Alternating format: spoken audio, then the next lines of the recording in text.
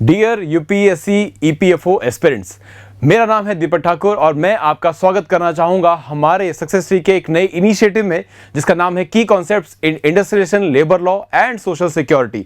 हम आज लेक्चर 2 पर आ चुके हैं और आज एक ऐसे एक्ट की, फैक्ट्रीज एक्ट 1948 की बात करेंगे जो ना सिर्फ एक बड़े स्तर पर यह तय करता है कि वर्कर की सेफ्टी, हेल्थ और वेलफेयर के लिए क्या प्रोविजंस रहेंगे, बट बारीकी में जाकर यह तक तय करता है कि एक वर्कर से, कामगार से कितने समय के लिए एक दिन में काम लिया जा सकता है, ओवर टाइम कराया जाएगा तो उसे कितना पेमेंट मिलना पॉसिबल है या एक्सपेक्टेड है, या कंपनसेशन कितना रहेगा, और लीव तक तय करता है कि एक वर्कर के अधिकार में लीव का क्या सिस्टम रहेगा या लीव कितनी वो ले सकता है। और इस वीडियो के अंत तक आप ये भी जानेंगे कि न्यू लेबर कोड आने के बाद इन प्रोविजंस में क्या चेंजेस आए, स्पेसिफिकली एक खास क्वेरी कि क्या अब से आपको हफ्ते में 4 दिन काम और 3 दिन आराम होगा, मतलब 4 डे वर्किंग होने वाला है कि नहीं। ये सब जानने के लिए वीडियो के साथ अंत तक बने रहिएगा। और आज जो इस वीडियो में मैं की कॉन्सेप्ट डिस्कस करने वाला हूं वो है पहला, टाइप ऑफ एम्प्लॉयज, मतलब चाइल्ड कौन होता है इस फैक्ट्रीज एक्ट की डेफिनेशन के हिसाब से, एडोलेसेंट कौन होता है, अडल्ट कौन होता है, ये डेफिनेशंस देखेंगे। ये एग्जाम में बहुत आती है, चाहे वो ईओ एओ का एग्जामिनेशन हो या फिर एपीएफसी का एग्जामिनेशन। दूसरी बात, वर्किंग आवर्स क्या होंगे, ओवर टाइम क्या होगा, स्प्रेड ओवर पीरियड क्या होता है, ये सारे कॉन्सेप्ट जो है हम वर्किंग आवर्स में डिस्कस करेंगे। इसके बाद हम बात करेंगे लीव्स की भी, कि लीव्स का क्या प्रोविजन है इन फैक्ट्रीज एक्ट। तो ये सारे प्रोविजंस हम डिस्कस करेंगे और ये रिपीटेड क्वेश्चंस आते हैं, तो ये ना सिर्फ की कॉन्सेप्ट्स हैं बट ये इंपॉर्टेंट कॉन्सेप्ट्स भी हैं फॉर योर एग्जामिनेशन। नाउ सबसे पहले मैं बात करना चाहूंगा about the factory itself. Now what is factory as per this law, that is factories act 1948। इस एक्ट के अकॉर्डिंग फैक्ट्री की भी डेफिनेशन दी गई है, या ये बताया गया है कि ये एक्ट कौन से फैक्ट्रीज, परमाइसेस पे या मैन्युफैक्चरिंग यूनिट्स पे अप्लाई होता है। नाउ यहां पर 2 तरह के डिफरेंशिएशन है, फैक्ट्रीज एक्ट और न्यू लेबर कोड। मैं पहले फैक्ट्रीज एक्ट आपको इलैबोरेट कर दूं। कोई भी factory premises, this is a factory premises, एक फैक्ट्री का फोटो है ये। कोई भी फैक्ट्री परमाइसेस जहां पर 10 या 10 से ज्यादा लोग काम कर रहे हो और वो फैक्ट्री जो है वो किसी भी तरह का पावर यूज कर रही हो अपनी फंक्शनिंग के लिए, अपनी मैन्युफैक्चरिंग के लिए। अगर ऐसा है तो वो भी इसके प्रीव्यू में आ जाएगा। और साथ ही साथ वो फैक्ट्रीज भी जो पावर, चाहे वो इलेक्ट्रिक पावर हो या अदरवाइज जो इलेक्ट्रिक पावर यूज नहीं कर रही है, वो भी इसके परमाइसेस में, इसके प्रीव्यू में, इस लॉ के एम्बिट में आ जाएंगे अगर उनके पास 20 या 20 से ज्यादा वर्कर काम करते हैं। तो 2 डेफिनेशन हुई। पहले आप कौन सी कॉन्सेप्ट में डिस्कस कर रहे हैं अबाउट द फैक्ट्री इटसेल्फ, की फैक्ट्री की डेफिनेशन क्या है। अगर वर्डिंग पर जाएं, 10 और more workers working in a day in any previous 12 days, ठीक है, 12 मंथ्स बेसिकली, पिछले 12 महीने में अगर कोई भी ऐसा दिन रहा जब इस फैक्ट्री में 10 या 10 से ज्यादा लोगों ने काम किया, तो ये फैक्ट्रीज एक्ट के प्रीव्यू में आ जाएगा। तो बड़ा ही इफेक्टिव एक्ट है ये। हर एक फैक्ट्री को जो किसी भी तरह से इस प्रीव्यू से बच रहे थे या दूर थे, उनको भी कवर अप करने की कोशिश है। बिकॉज जैसे मैंने स्टार्टिंग में बोला कि ये वर्कर की हेल्थ के लिए भी काम करता है, सेफ्टी के लिए भी काम करता है और वेलफेयर के लिए भी। इसलिए गवर्नमेंट ने जब इस एक्ट को निकाला इमीडिएटली आफ्टर इंडिपेंडेंस, ये ध्यान में रखा गया कि हम ज्यादा से ज्यादा फैक्ट्रीज को इसके प्रीव्यू में रख लें। तो जिस भी फैक्ट्री में पावर यूज होती है और 10 से ज्यादा एम्प्लॉयज काम करते रहे हैं या किसी भी एक दिन भी किया अगर पिछले 12 महीने में, तो ये फैक्ट्रीज एक्ट उन पे अप्लाई हो जाएगा। उनको इसके प्रोविजंस को इंप्लीमेंट करना पड़ेगा, जो भी इसमें आगे हम डिस्कस करने वाले हैं। नाउ इसके अलावा अगर वो फैक्ट्री किसी भी तरह से पावर का इस्तेमाल नहीं भी करती तो भी इसके प्रीव्यू में आ जाएगी, अगर वहां पर 20 या 20 से ज्यादा लोग काम करते रहे हैं पिछले 12 महीने में। किसी भी एक दिन भी अगर किया तो भी कवर हो जाएंगे। इसके बाद अगर कम भी हुए वर्कर तब भी ये एक्ट अप्लाई होता है, ठीक है।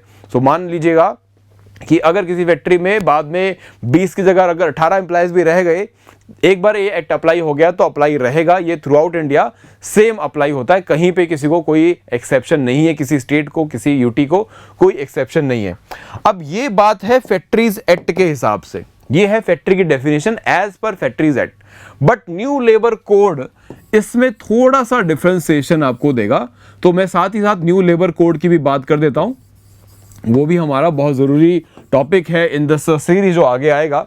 सो न्यू लेबर कोड 2020 बात करते हैं कि अगर किसी फैक्ट्री में आप पावर का इस्तेमाल कर रहे हैं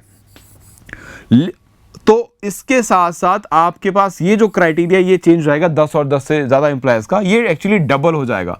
तो वहाँ पे बात आई कि 20 या मोर देन 20 या 20 से ज़्यादा वर्कर्स जो पावर का इस्तेमाल कर रही है फैक्ट्री, उन पर भी अप्लाई होगा, मतलब बेंचमार्क इंक्रीज कर दिया है। ठीक है। नाउ दूसरी बात, जहाँ पे 20 और मोर की बात थी, इसको भी इंक्रीज करके 40 कर दिया है, इसको भी डबल कर दिया है। सो मतलब 40 और मोर देन 40 उन पर ये अप्लाई होगा जो फैक्ट्रीज पावर का इस्तेमाल नहीं करती। बहुत ही रेयरली कोई फैक्ट्री वैसी बची है। इवन अब तो कॉटेज इंडस्ट्री भी पावर का इस्तेमाल कर रहे हैं, but to keep everyone under its purview ये प्रोविजन रखा गया है। तो ये हमारा था पहला की कॉन्सेप्ट जिसमें हमने फैक्ट्री की डेफिनेशन दी, देखिए, और इसे कंपेयर भी किया न्यू लेबर कोड से। किसी भी तरह का कंफ्यूजन क्वेरी अगर रहे तो एंड में मैं वीडियो का अपना एक ईमेल आईडी भी देकर जाऊंगा, उस पर आप मेल कर सकते हैं डायरेक्ट कम्युनिकेशन के लिए, या फिर इस वीडियो में लाइव चैट से अगर इंटरेक्ट करना चाहें तो वो भी कर सकते हैं। अदरवाइज इस वीडियो में जो कमेंट सेक्शन उसमें जाके भी अपनी क्वेरीज आप रेज कर सकते हो। ठीक है। कॉन्टैक्ट नंबर अभी आपके पास डायरेक्टली अवेलेबल है for the admin query specifically with respect to courses and all. Now आगे बढ़ते हैं। नाउ दूसरी बात अब आते ही है about the type of workers. किस किस टाइप के वर्कर फैक्ट्री एक्ट ने डिफाइन किए। इसमें बेसिकली 4 टाइप के वर्कर्स की बात की गई है।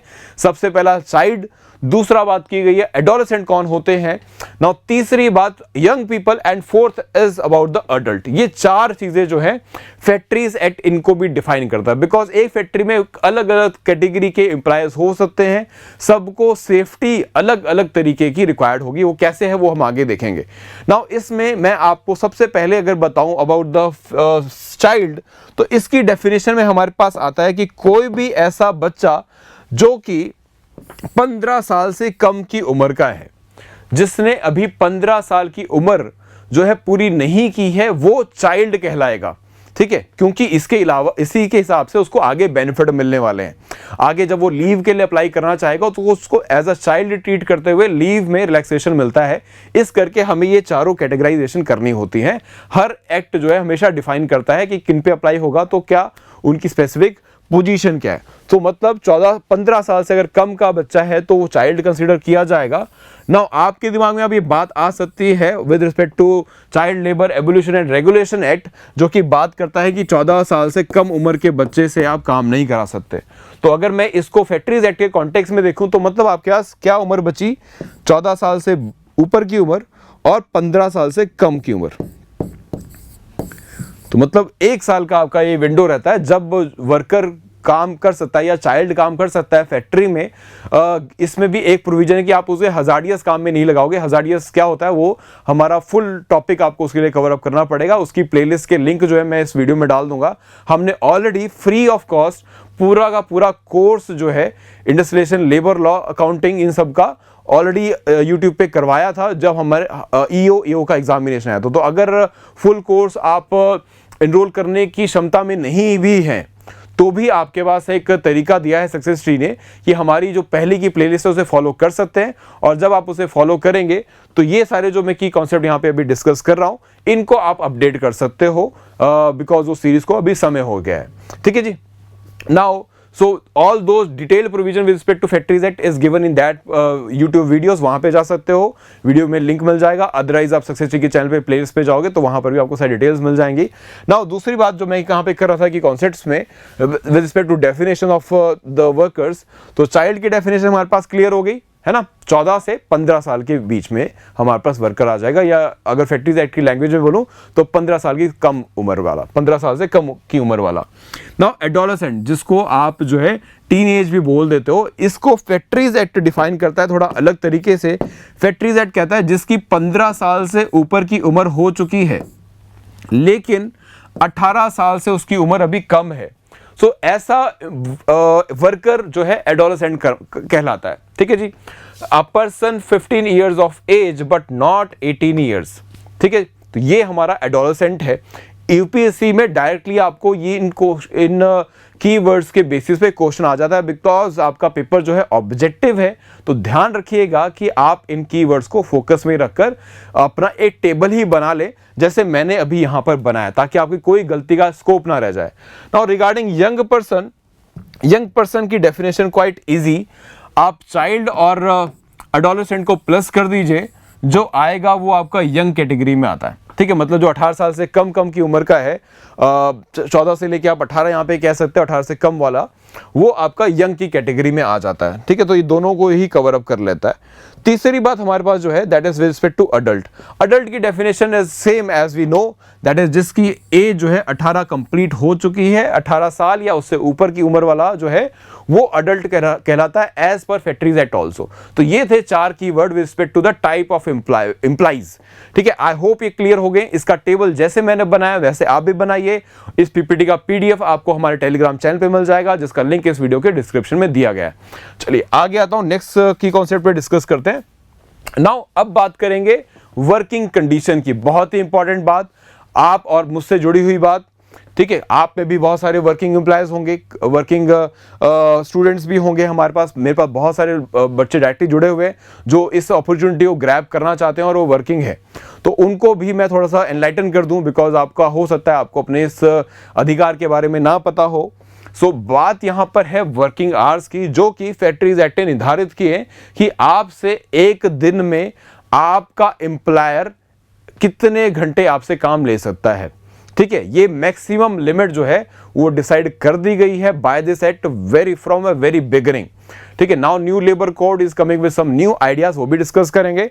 तो सबसे पहली बात is with respect to 2 terms, working hours और डेली आवर्स। नाउ दोनों में डिफरेंस है। वर्किंग आवर्स जो है ये वीकली बेसिस पे कैलकुलेट बताता है आपको, कैलकुलेट करके कि आप एक हफ्ते में कितने घंटे काम करा सकते हो किसी एम्प्लॉय से, और डेली आवर्स एक दिन में कितने घंटे आप काम करा सकते हो किसी भी कामगार से, किसी भी वर्कर से, किसी भी लेबर से, जिन फैक्ट्रीज पे ये एक्ट जो है एप्लीकेबल होता है। नाउ वर्किंग आवर्स के कॉन्टेक्स्ट में ये बात बहुत ही क्लियरली बोल दी गई है कि एक वीक में आप 48 आवर से ज्यादा तो काम करवा ही नहीं सकते। तो मतलब 48 घंटे से ज्यादा किसी भी वर्कर से काम नहीं लिया जा सकता, वो इस एक्ट की वायलेशन होगी। बस इसमें एक रियायत ये है कि अगर आप काम ज्यादा लेना चाहते हैं तो आपको ओवर टाइम देना पड़ेगा। वो की कॉन्सेप्ट जो है अभी आगे डिस्कस करेंगे। नाउ डेली वर्किंग आवर्स भी निर्धारित कर दिए गए, जो कि बोला गया कि 9 घंटे 9 आवर्स आप डेली वर्किंग आवर्स जो है वो 9 आवर्स रहेंगे। नाउ इसमें एक बड़ी एक खास बात है, वो मैं आपको भी क्लियर करूंगा, तो थोड़ा वीडियो में बने रहिएगा। अब इसमें खास बात ये है कि ये जो है वीकली वर्किंग आवर्स हुए, जिसमें आपको 48 आवर्स अ वीक की बात की गई, और दूसरी बात डेली में आपको 9 आवर्स अ डे की बात की गई। लेकिन एक इस बात पे जाके अपने एम्प्लॉय से झगड़ने मत लगना कि वो आपसे 9 से 5 की नौकरी क्यों करवा रहा है, क्योंकि उसमें तो आपके 5 + 3 कितने घंटे बन गए, 8 घंटे तो वैसे ही बन गए। या फिर आपको 6 दिन काम करवाया तो 8 × 6 आपका 48 आवर्स तो यही निकल गए। बट हमारे पास एग्जाम्पल ऐसे भी हैं जहां पर 10 घंटे का भी वर्किंग आवर रहता है। ठीक है, कई लोग तो 11-11 घंटे भी काउंट करेंगे इसमें। ठीक है, 10 घंटे कैसे कि आपको 9 बजे बुलाया और उसके बाद आप 7 बजे जा रहे हैं, तो 10 घंटे बन गए। ऐसे भी कई सारी फैक्ट्रीज हैं। बट इसमें अपने एम्प्लॉयर से झगड़ने से पहले एक बात यहाँ पे समझना, ये वर्किंग आवर्स हैं। तो जब झगड़ने जाओ तो एक बात ध्यान में रखना, क्योंकि वो आपको अगली लाइन ये बोलेगा, जब तुम उसे ये बोलोगे कि मेरा 9 घंटे डेली बनता है, आप मुझसे 10 घंटे काम करा रहे हो, तो अगली बात वो आपसे जो बोलेगा इसमें कि आप काम कितने घंटे कर रहे हो वो गिनो। आप आए कितने बजे और जा कितने बजे रहे हो वो मत गिनो, ये गिनो कि आप कितने घंटे का काम कर रहे हो। तो मतलब इसमें हमारा एक और की कॉन्सेप्ट ऐड हो जाएगा, जिसको हम बोलते हैं spread over period, which is called as spread over period. Now this is that concept. इसको थोड़ा इलेबोरेट करता हूं ताकि आपकी अंडरस्टैंडिंग के लिए। That is for example, आपका वर्किंग आवर जो है 9 to 7 PM मान लेते हैं, आपने इतने घंटे काम कर दिया। ये एक सिचुएशन मैं ले रहा हूँ बिकॉज अदरवाइज कोई भी इतना काम आपसे अदरवाइज नहीं कराता इन ऑर्गेनाइज सेक्टर। ऑर्गेनाइज मतलब जिसके ऊपर एक्ट वगैरह अप्लाई है वो उन सेक्टर आपसे नहीं करवाते हैं because they give you flexibility. कैसे करते हैं वो भी अभी मैं बात करता हूँ उसकी। नाउ यहाँ पे आपके पास 10 घंटे का वर्किंग आवर बन गया, 10 आवर्स। नाउ आपने क्वेश्चन रेज किया कि सर डेली, तो आपने बताया कि भाई डेली जो है, daily working hours can not increase more than 9 hours as per factories act. तो मुझसे तो 1 घंटा एक्स्ट्रा काम करा रहे हो, कोई ओवर टाइम भी नहीं देते। ये कंप्लेंट लेके आप चले गए एम्प्लॉयर के पास, तो एम्प्लॉयर ने आपको गिनाया कि आप आ 9 बजे रहे हो, जा 7 बजे रहे हो, लेकिन बीच में काउंट करो आपको मैं 2 बजे से 2:30 बजे तक बिल्कुल छेड़ता नहीं हूं। आपको मैंने आपका पर्सनल टाइम दे दिया जो कि आपका लंच टाइम कहलाता है। लंच टाइम जिसमें आप मस्त खाना टिफिन मिला तो ठीक, वरना कैंटीन में खा के चिल मार रहे हो, आराम, थोड़ा रेस्ट भी कर रहे हो, बॉडी को रेस्ट चाहिए तो आप ये कर रहे हैं ना। वो आपको एक और भी चीज़ गिनाएगा इसमें कि मैं आपको इसमें 2 तरह के ब्रेक्स भी देता हूं जिसको आप बोलते हो टी ब्रेक। ठीक है, टी ब्रेक का भी टाइम मिल रहा है जिसमें कि आप 12 बजे भी टी मिल जाती है आपको 12 PM, एंड ऐसे ही आपको फिर 4 बजे भी टी मिल जाती है 4 PM। 15-15 मिनट की हो जाएंगी ब्रेक्स, 15 मिनट्स। तो ही विल से कि भाई इसको प्लस ये प्लस दिस टाइम, इसको टोटल करोगे तो this will come to 1 hour. 1 hour आ जाएगा। तो ये 1 आवर अपने 10 आवर से माइनस कर दो एंड देन टेल मी कि आपसे मैंने कितने घंटे काम कराया। फैक्ट्रीज एक्ट तो आप पढ़कर आ गए, लेकिन क्लैरिटी ले लेते आप तो बहुत अच्छा होता। चाहे दीपक सर की क्लास में आ जाते तो क्लैरिटी ये है कि 9 आवर्स जो है वर्किंग आपके बन रहे हैं। So there is no violation with respect to employer. तो मतलब आपसे जितने घंटे काम करवाया जा सकता है वो इतने ही घंटे काम करवा रहा है। सो इस कॉन्सेप्ट को हम बोलते हैं spread over period. Spread over period कि आपने कितने ड्यूरेशन के लिए उस फैक्ट्री परमाइसेस में आप रहे ना। इसमें भी एक खास बात यह है कि ऐसा भी नहीं कर सकते कि आपको बीच में बोले 1 घंटे ब्रेक और आधे घंटे की ब्रेक, और ये इस तरह से आपका स्प्रेड ओवर पीरियड बहुत ज़्यादा एक्सपेंड कर दिया जाए। सुबह निकले रात को घर पहुंच रहे, ऐसा भी नहीं किया जा सकता। तो इसके लिए फैक्ट्रीज एक्ट ने प्रोविजन बनाया जहां पे बताया गया कि आप जो है स्प्रेड ओवर पीरियड को ज़्यादा से ज़्यादा 10.5 घंटे एक्सटेंड कर सकते हैं।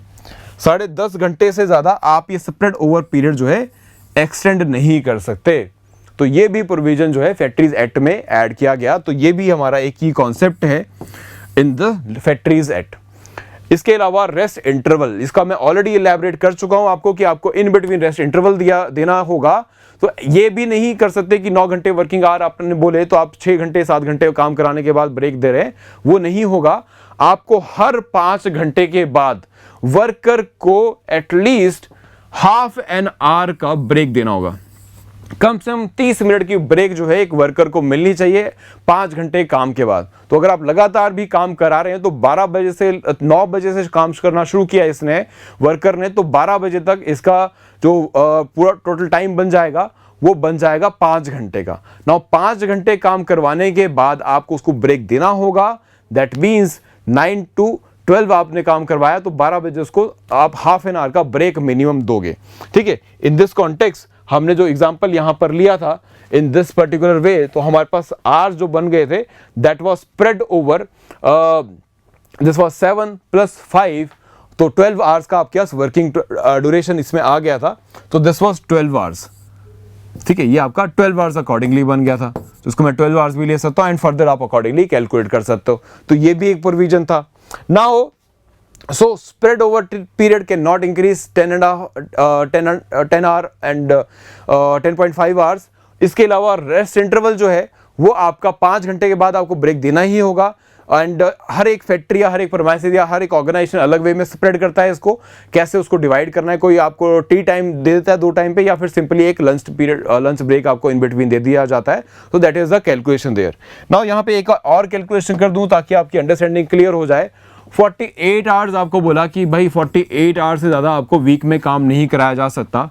तो ये 8 hours, it can be 8 our into 6 days, मतलब सैटरडे तक काम करवाएंगे तो भी 48 आवर्स बन जाएगा। और इसी तरह से मैं आपसे इससे कम ड्यूरेशन में भी काम ले सकता हूं। मतलब मैं आपको बोलूं कि भाई हम 5 डे वर्किंग करना चाहते हैं, तो 5 डे वर्किंग के लिए मैं यहाँ पे इसको इंक्रीज कर देता हूँ वर्किंग आवर्स को। मैं इसको लेके जा सकता हूँ 9 घंटे तक। कई ऑफिसेस करते हैं जो आपके 9 to 5 वाले जो ऑफिसेस हैं, वहाँ पर भी आपको इन बिटवीन काफ़ी ब्रेक मिल जाती है कि आपके 10 घंटे अगर काम लिया तो बीच में आपको 1 घंटे का ब्रेक वो दे देते, तो अल्टीमेटली आपसे जो काम ले रहे हैं वो आपसे 9 घंटे का ही काम ले रहे हैं। नाउ यहाँ पे अगर मैं आपको बोल दूँ कि भाई 9 आवर्स ही आपको काम करना है और इसको मैं आपको 5 डेज़ के बेसिस पे डिवाइड कर लूँ, 5 डेज़ में मैं अगर करवाऊँगा तो ये आपका 45 डेज़ बन जाएगा। 3 आवर्स कम है, बट कई सारे ऑर्गेनाइजेशन इस वे में भी काम करते हैं कि आपको 5 डेज वर्किंग के लिए they give this kind of relaxation. और otherwise they can do one other thing, that is कि भाई आपसे जो वर्क आवर्स करवाए उन्होंने 10 आवर्स पे लेके चले गए।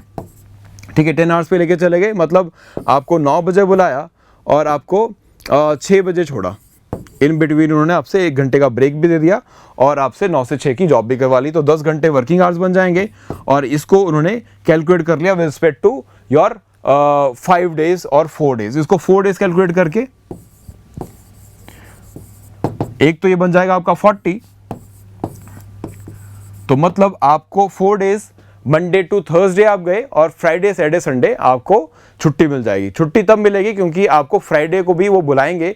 फ्राइडे को आपको अभी इसमें 8 घंटे और कम है, तो वो 8 घंटे आपसे फ्राइडे को काम करा के 2 घंटे जो आपको फंडे फ्राइडे या फुंडू फ्राइडे या अलग अलग नाम देके इसको प्रोनाउंस किया जाता है या कंपनीज आपको ल्योर करने की कोशिश करती हैं, तो बेसिकली वो क्या है कि वो 2 घंटे आपसे एक्स्ट्रा फ्री टाइम आपको दिख रहा है और जिसको आपको लगता है कि भाई मेरे को वर्किंग आवर्स में फ्री टाइम मिल रहा है, that's a good thing about this company. But actually वो आपसे ऑलरेडी 48 आवर्स करवा चुके हैं, तो आप आपसे 8 घंटे ही काम ले सकते हैं। तो फ्राइडे को आपसे 8 घंटे का काम लिया और सैटरडे संडे की छुट्टी दे दी, तो this is the way they do. Now ये तो बात हुई जब आपके पास स्प्रेड ओवर टाइम की लिमिटेशन है 10.5 आवर्स की, 10.5 घंटे की जब लिमिटेशन है।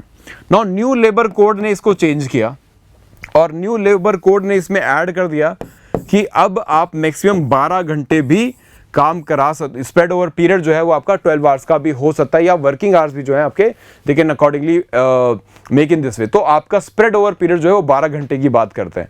नाउ जब 12 घंटे की बात कर देते हैं, सो इन दिस वे अगर मैं इसको चाहूँ या वर्किंग आवर्स को मैं अगर कैलकुलेट कर दूं कि भाई आपको बोला कि वर्किंग आवर्स जो है वो आपके 12 आवर्स आप करवा सकते हो कि आप 9 बजे आए और अकॉर्डिंगली आपसे शाम तक काम लिया जा रहा है कि भाई सुबह के आए आप, ठीक है, आपसे 9 से 7 बजे तक काम किया जा रहा है, तो आपके अकॉर्डिंगली 12 घंटे बन सकते हैं या 9 से 8 भी ले सकते हो, तो बीच में आपको ब्रेक भी दे देंगे एंड आपके 12 घंटे की जो वर्किंग आवर्स हैं वो पूरे करवा लेंगे। सो इन दिस वे 12 into 4 48 हो गया, तो 48 आवर्स उन्होंने आपसे काम ले लिया। तो यही है लॉजिक जो दिया जाता है इस बात के पीछे कि 4 दिन काम 3 दिन छुट्टी, ठीक है, वो लॉजिक यही है बिकॉज न्यू लेबर कोड ने आपको बोल दिया कि आप 12 आवर्स का वर्किंग करवा सकते हैं। सो बेसिकली ये एक फ्लेक्सिबिलिटी है जिसको यूटिलाइज किया जा सकता है, बट एम्प्लॉयर्स अभी इसको इतना यूटिलाइज नहीं करते बिकॉज एक एम्प्लॉय से दिन में 12 घंटे काम कराना is a very tough thing. It increase the risk in the factory also with respect to safety and security, ठीक है, तो ऐसा नहीं कराते। बट इसमें ये डबल एज सॉर्ड है, अगर आप करवाते हो तो आपको बाकी के 3 दिन के लिए आप अलग से कॉन्ट्रैक्ट वर्कर्स हायर करके फैक्ट्री को पूरे 7 दिन जो है वर्किंग करवा सकते हो, प्रोडक्टिविटी इंक्रीज करा सकते हो। और एम्प्लॉयर्स इसको अलग वे में भी देख सकते हैं कि भाई आप जो है हमें रिप्लेसमेंट हमारी चाह रहे हो, तो हमसे कम काम करवा के आप एक अलग शिफ्ट पैरेलली क्रिएट कर रहे हो ऑफ कॉन्ट्रैक्ट वर्कर्स। सो इसको बहुत तरीके से देखा जाता है। जब हम फैक्ट्री एक्ट को डिटेल में करते हैं तब हम इस पॉइंट को भी डिस्कस करते हैं। सो 48 आवर्स आपसे काम करा लिया 4 दिन के लिए और बाकी के 3 दिन आपकी छुट्टी होगी, that is Friday Saturday Sunday you are free. और basically it can increase further also in this way. Now ये तो बात होगी आपकी rest interval spread over period, and similarly the other concept that is with respect to the working hours and the daily hours. I hope ये clear हो गया है। Now अब हॉलीडेज की बात करते हैं। Now हॉलीडेज जिसको आज आप मान के चलते हो कि संडे मतलब हमारा वीकली ऑफ है, ठीक है, एज अ राइट आप लेके चलते हो, बट इसके पीछे की लड़ाई बहुत बड़ी है। यूरोप में भी ये लड़ाई लड़ी गई और इंडिया में भी लड़ाई लड़ी गई। ये टॉपिक है हमारा evolution of Indian labour laws का, जिसमें हम देखते हैं कि भाई कई सारे बड़ी पर्सनालिटीज रहे जिन्होंने इस अधिकार के लिए भी लड़ाई लड़ी कि वर्कर को हफ्ते में एक दिन तो कम से कम छुट्टी का होना चाहिए, जिसको आप वीकली ऑफ बोलते हो। और इसमें एक बड़ा नाम जो है नारायण मेघजी लोखंडे का नाम रहा। नारायण मेघजी लोखंडे जो है, he was very very active into the labour politics और बेसिकली लेबर वेलफेयर, जिसमें उन्होंने एक लड़ाई लड़ी जिसमें उनको जीत भी मिली और ब्रिटिशर्स को उन्होंने इस बात पे राजी किया कि वर्कर को वीक में एक दिन ऑफ मिलना चाहिए। और ऐसे ही आगे चल के वर्कर्स को एक और बेनिफिट मिला, दैट इज कंपलसेटरी ऑफ। मतलब अगर कोई ऐसा वीकेंड रहा जहां पे प्रोडक्शन को पूरा करने के लिए आपने उसका वीकली ऑफ वर्कर को नहीं दिया, तो immediately with in the 3 days आपको उसको वो कंपलसेटरी ऑफ देना होगा, या फिर you have the benefit of that within the next 2 months you need to give that kind of a leave to that person or compulsory holiday to that person। तो weekly holidays का provision आ गया। अगर आप weekly basis पे दे सकते हैं ठीक है, otherwise with the next 3 days आपको वो हॉलीडे प्रोवाइड करना होगा। दूसरी बात, कंपलसेटरी हॉलीडेज किसी भी तरह की और हॉलीडेज हो सकती हैं जहां पर you have national holidays, gazetted holidays and accordingly so उसको भी कंपनसेट किया जाएगा। अगर आपसे काम लिया गया है तब तो उसको अगले आने वाले 2 महीने में लीव के फॉर्म में कंपनसेट करना जरूरी है, अनिवार्य है। ये भी एक प्रोविजन है with respect to factories act. Now ये सारे प्रोविजन हो गए हमारे with respect to the working hours and accordingly. अब इसके बाद हमारी नेक्स्ट जो बात है वो है with respect to the overtime. Now अब मैंने आपको बोला कि 48 आवर्स आप वर्किंग आवर्स रह सकते हैं एक फैक्ट्री में विद रिस्पेक्ट टू वर्कर्स। ठीक है, अब ये समझना है सिर्फ फैक्ट्री मतलब यहाँ पे मैन्युफैक्चरिंग वो नहीं है जहाँ पे किसी भी तरह की प्रोसेसिंग भी होती है, पैकेजिंग और otherwise any other kind of activity where you have this number of employ जो हमने अभी डिस्कस किए, तो उन पर भी अप्लाई होता है। नाउ सो ओवर टाइम के प्रोविजन भी उन पर अप्लाई होंगे। कैसे होंगे अब देखिए इसमें जरा ध्यान से। अब इसमें क्या रहेगा कि अगर आप 48 आवर्स से ज़्यादा या एक डेली बेसिस पे 9 घंटे से ज़्यादा किसी वर्कर से काम लेते हैं, सो ऐसी सिचुएशन में उसका अधिकार है और आप पर कंपल्शन है कि आपको उसे कंपनसेशन देना होगा। मतलब अगर मुझे डेली बेसिस पे 9 की जगह 10 घंटे काम कराया गया, सो वो जो एक्स्ट्रा 1 घंटा है उसके लिए I need to be compensated in the form of double the rate of wages which is otherwise payable। तो अगर मेरी जो तनख्वाह है वो मान लीजिए 30,000 रुपये अगर कोई कमा रहा है, तो उस 30,000 को आप डिवाइड कीजिए उसके डेली वेजेस के बेसिस पे, उसके आवर्स को टोटल महीने में कितने वर्किंग आवर्स बने उसको डिवाइड कीजिए। और अगर आपके पास ये नंबर आ जाता है, मान लीजिए in the form of 3,000 rupees या 1,000 रुपीज़ अगर निकलता है, कैलकुलेशन अकॉर्डिंगली वेरी कर सकता है। सो अगर 1,000 रुपये किसी वर्कर की कैलकुलेशन में आता है कि उसको 1 घंटे का 1,000 मिल रहा है, और अगर आप उसे 1 घंटा ओवर टाइम करा रहे हो, तो मतलब उस 1 घंटे के लिए आप 1,000 नहीं दोगे। अब समझिएगा इस बात को कि अब जो उसको वेज देंगे, जो अदरवाइज उसके रिम्यूनरेशन बनते हैं 1 घंटे का, अगर वो अदरवाइज 1,000 रुपये कमा रहा है, ये उसके रेट आपने डिसाइड किए हुए, तो जब आप उसे ओवर टाइम कराएंगे तो ये डबल हो जाएगा, फिर 1,000 नहीं, फिर 1 घंटे के 2,000 देने पड़ेंगे। ये है provision as per factories act, because it is toll on the worker. उसकी हेल्थ, उसकी सेफ्टी पर भी एक प्रेशर है, स्ट्रेस रहेगा, और आप तो अपने प्रॉफिट के लिए डेफिनेटली करवा रहे हैं, तो उसको भी कुछ मिलना चाहिए। सो इसलिए ओवर टाइम का 2,000 या डबल रखा गया of the wages you otherwise get. ठीक है, तो जितना भी वेज डेली बेसिस पे वेजेस जो बनते हैं, पर आवर्ली बेसिस पे जो डेली वेजेस बनते हैं, उसको पर आवर्ली बेसिस पे जो वेजेस बनते हैं उसका डबल आपको पे करना पड़ेगा to the worker in this particular form. और इसके अलावा कुछ प्रोविजंस और भी ऐड किए गए, जैसे कि 60 घंटे से ज़्यादा आप जो है total working over time hours आपके नहीं हो सकते, इंक्लूडिंग योर वर्किंग आवर्स। मतलब 48 आवर्स तो आपके वर्किंग आवर्स ही है, इसमें आप प्लस कर लीजिए 12 घंटे ऑफ ओवर टाइम, तब जाके ये आपका 60 आवर्स अ वीक बनेगा। तो मतलब एक वीक में आप 12 घंटे ज़्यादा ओवर टाइम नहीं करवा सकते वर्कर से, क्योंकि उसको भी रेस्ट चाहिए। इससे ज़्यादा करेंगे वो तो पैसे के लिए उसकी ज़रूरत है तो वो करने को राज़ी भी हो जाएगा, बट उसकी हेल्थ के लिए ठीक नहीं है। सो इस पर भी एक लिमिटेशन लगाया गया है। नाउ अब ये सब में कोई भी डिस्प्यूट ना क्रिएट हो जाए, बिकॉज एम्प्लॉयर रिकॉर्ड नहीं रखेगा तो एम्प्लॉय को लगेगा कि वो कर रहा है काम और उसका रिकॉर्ड में नहीं है, तो कंपनसेशन कैसे मिलेगा। सो इस बात की क्लैरिटी रहे, इस करके फैक्ट्रीज एक्ट ने ये तक बोला कि एम्प्लॉयर को, मैनेजमेंट को, मैनेजर को एक रजिस्टर बनाना होगा ओवर टाइम का, जिसमें वो नोट करता चलेगा कि एक वर्कर डेली बेसिस पर अगर ओवर टाइम कर रहा है तो कितने कितने आवर्स का कर रहा है, और ये वर्कर और ये रिकॉर्ड जो है इस वे में मेंटेन किया जाएगा, या ये रजिस्टर इस वे में मेंटेन किया जाएगा कि आगे चल के अगर कोई लेबर कमिश्नर आके इंस्पेक्शन भी करवाए सो वो ये रिकॉर्ड देख सके कि किसी भी तरह का वर्कर के साथ एक्सप्लॉयटेशन तो नहीं हुआ। तो ये सारे प्रोविजन हैं with respect to wages. Now अब बात करते हैं लीव की, जो कि आप एक वर्कर का अधिकार है। इट इज नॉट द एहसान ऑफ द मालिक, मालिक का कोई एहसान नहीं है। It is not some kind of a welfare और some kind of a discretion which the employer has, but उसको लीव भी देनी होती है। इसमें बस सिचुएशन ये है कि अगर आपको किसी वर्कर को लीव चाहिए सो पिछले कैलेंडर ईयर में, मतलब पिछले साल एटलीस्ट वो 240 दिन पूरे कर चुका हो इस एम्प्लॉयर के साथ। पिछले कैलेंडर ईयर में, पिछले एक साल में वो 240 दिन उसने एम्प्लॉयर के साथ काम किया हो, उस कंपनी में, उस फैक्ट्री में काम किया हो। और अगर ऐसा है तो अगले आने वाले हर एक इंटरवल पे वो एक लीव का अधिकारी हो जाता है। कैसे? अगर मैंने पिछले एक साल में 240 दिन किसी कंपनी में काम किया तो अब से मैं हर 20 दिन के बाद मुझे एक लीव मिलना मेरा राइट हो जाता है। एवरी 20 डेज के बाद एक लीव मिलना मेरा अधिकार हो जाता है। अब मैं ले रहा हूं या नहीं ले रहा, that is a different thing. Employer से किस वे में कंपनसेट करता है ये भी उसके ऊपर है, बट अगर मैंने डिमांड रेज की है तो मेरा ये अधिकार बन जाता है कि मैं 20 दिन के बाद एक दिन का लीव ले सकता हूं। और ये पेड लीव हो गई, अनपेड नहीं होगी, इसकी सैलरी मिलेगी। तो ये एक खास बात है, that is it is a paid leave.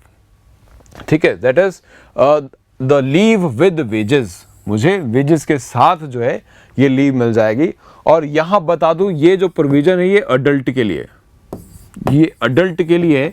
इसी को अगर मैं बच्चों पे अप्लाई करूं, चाइल्ड जिस इस फैक्ट्रीज एक्ट के अकॉर्डिंग जो डेफिनेशन है चाइल्ड का उस पर अप्लाई करूं, तो सेम क्राइटेरिया में वो 15 डेज के बाद एलिजिबल हो जाता है एक लीव के लिए। क्यों ऐसा रखा गया? बिकॉज वो अभी यंग एज में है, पढ़ाई में भी बिजी हो सकता है, साथ के साथ उसको अपनी लेजर एक्टिविटी या रेस्ट के लिए उसको समय मिल जाए, हेल्थ उसकी इम्पैक्ट ना हो, इसलिए ये फ्लेक्सिबिलिटी रखी गई है। थोड़ा इजी रखा गया उसके लिए कि हर 15 दिन के बाद उसको एक दिन का पेड वेज जो है उसके साथ लीव मिल जाए। ठीक है जी। एंड इसकी कैलकुलेशन जो है इसमें क्या है कि आप मैक्सिमम 30 डेज के लिए अपनी लीव अकोमुलेट भी कर सकते हो। सो हर एक कंपनी का अलग अलग पॉलिसी रहता है कि अकोमुलेशन के रिगार्डिंग, बट आप अपनी 30 डेज की मैक्सिमम लीव अकोमुलेट करके इसको अकॉर्डिंगली यूज़ कर सकते हो। एक साथ लीव लेना चाहो या अलग अलग रिक्वायरमेंट पे आप इसको यूज़ करना चाहो वो आपके ऊपर रहता है। अदरवाइज कंपनी इसके लिए आपको पे भी कर देती है। और चाइल्ड के केस में ये 40 डेज है, तो वो 40 दिन की अपनी जो लीव्स है इकट्ठी कर सकता है। हो सकता है उसको एग्जाम के लिए लीव बाद में काम आ जाए या फिर किसी और सिचुएशन में वो इसको यूटिलाइज कर सके। तो ये है provision with respect to the leaves. Now इसके बाद ये है हमारे सारे की कॉन्सेप्ट्स जो कि मैंने खास फोकस किया आज फैक्ट्रीज एक्ट में डेफिनेशंस पे, बट इसमें कई सारी और भी चीज़ें आती है जैसे हजार्डियस केमिकल्स या हजार्डियस वर्क क्या होता है, वुमेन्स के वर्किंग आवर्स कैसे निर्धारित होते हैं, क्या उनसे रात को भी काम पे लगवाया जा सकता है या रात को भी काम लिया जा सकता है कि या नहीं। ये सारे जो प्रोविजंस हैं ये डिटेल्ड लेक्चर का पार्ट है जिसको हमने फ्री लेक्चर सीरीज में भी कवर अप किया है जो हमारे यूट्यूब चैनल पे भी अवेलेबल है। मैं वैसे तो आपसे यही सजेस्ट करूंगा कि आप फुल कोर्स में अपने आप को एनरोल कर लें ताकि आपको जो अपडेटेड नोट्स हैं एडवांस कोर्स में हमारे मिल जाएं। ठीक है, इस कोर्स में आपको ना सिर्फ जीएस के टॉपिक्स मिल जाएंगे और बाकी सारे टॉपिक्स भी कवर होंगे, इंडस्ट्रियलाइजेशन, लेबर लॉ, ये और अकाउंटिंग, सोशल सिक्योरिटी, ये सभी जो है इस फुल कोर्स में भी अवेलेबल है जिसका लिंक इस वीडियो के डिस्क्रिप्शन में। दूसरी बात, अगर आपको लगता है जीएस आप अपनी लेवल पे अच्छी तैयार कर चुके हो बिकॉज आप और भी कॉम्पिटिटिव एग्जाम की तैयारी करते रहे हो, तो आपको सजेशन ये रहेगा कि आप industrialisation, labour law, social security, accounting, इनका एक अलग से भी कोर्स हमने बनाया है, इसको एनरोल कर सकते हो जिसका लिंक इस वीडियो के डिस्क्रिप्शन में है।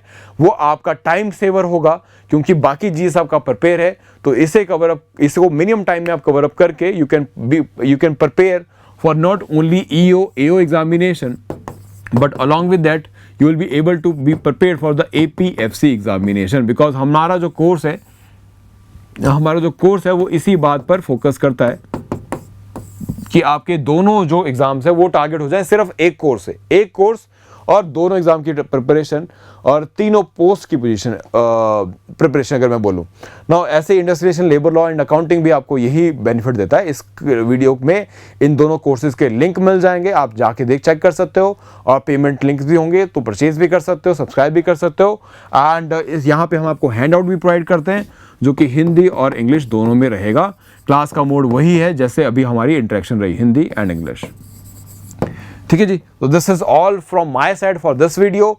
We will come with a new topic on in this series, that is key concepts in industrialisation, labour law and social security. By that time, this is Deepak Thakur signing of.